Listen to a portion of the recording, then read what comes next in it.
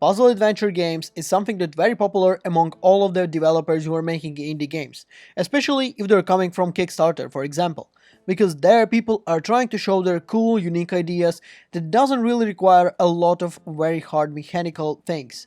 But today's game is not actually about it. Today's game is something that is really very complex and the experience that is, in my opinion, one of the best since the Portal 2.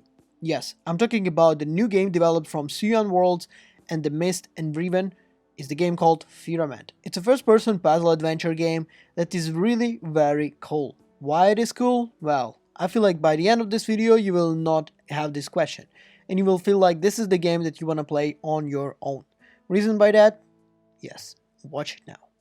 It's combining the open world experience and kind of like a racing gameplay. It embraces the beautiful enigmatic semantic resonance of Riven and Bioshock, accomplished by clever environmental puzzles that seamlessly integrate in the story. The game offers something that is really very similar to Portal 2, and its featured narratives of the plots and twist remnants of the M. Night Shyamalan's works. However, despite this stranger's Firmament left something that feels like it needs more budget, and it's more like, let's say, a circus at the game where you like trying to understand what is exactly going on, more than you're feeling like, this is a fully complete game. No, it is not fully complete, but it has a lot of cool aspects and the puzzles in the game. Firmament consists of the three distinct realities: explore ice-covered mountains, forested cliffs, and the coastal lagoon. The realms, once it's inhabited by the hub area on the part, is iconic structures of Cyan's previous games such as Myst Library and Riven's Massive Gold do. The exterior visuals of Firmament is stunning. It's actually one of the most visually appealing games in the puzzle genre that I've seen this year. The landscapes and the ave arriving inspires really vertical spacing than any of the previous Cyan games.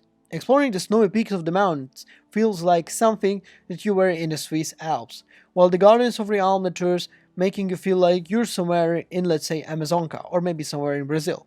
The Art Deco inspired the decorature and architecture, including all the glass canvassers, spanning cliffs, and open and tram spiritus, especially when compared to the vibrant concepts art showcased during the calm star of the Kickstarter campaign.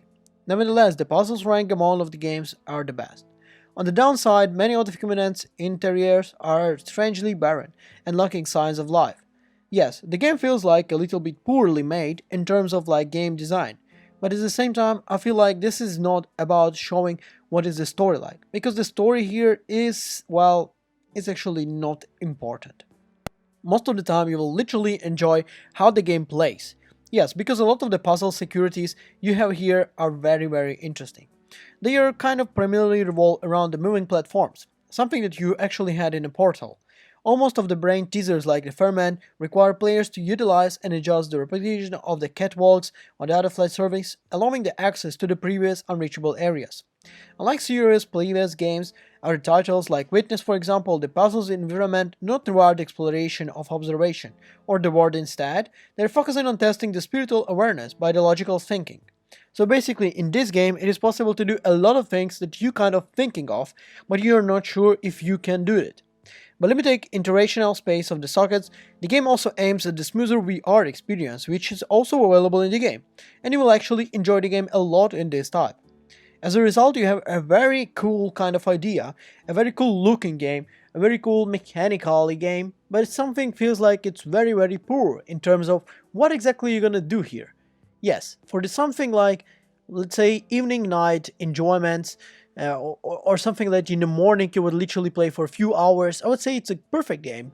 I would actually say that it's a perfect game for Nintendo Switch, where you just literally on a run and you have some kind of fun where you're not literally diving deep into the game in terms of what is exactly going on, where you just do your thing. You're thinking on a level and you're doing it. You don't need to remember all the things that you did in past 30 minutes just to go and enjoy the game overall. I think this is the type of game that gives you a lot of creativity rather than kind of like a gameplay experience. The answers revealed in the final stage of the game can shock you maybe, and it's more like a satisfying confirmation of players' predictions, depending on how they well notice the clues shattered through the levels. So yeah, basically the level kind of design is very good, the story in the game is, I would say, it's not really important. Uh, in my opinion, the game would get something like maybe 10 from me if I would say in the terms of the puzzle adventure game. but in terms of like a complex game, it gets maybe like 5, because there is a lot of things that you feel like in the game are not realized. They could be done better. There is at least a good graphic, at least a good sound design, at least a good level design. But again, it's lacking something. But like once again, it's lacking a lot in terms of the story-driven type of game. Yes, it's cool experience, but it's not the best game overall. So what is your opinion of Firmament? And I'll thank you for watching this video. See you in the next one.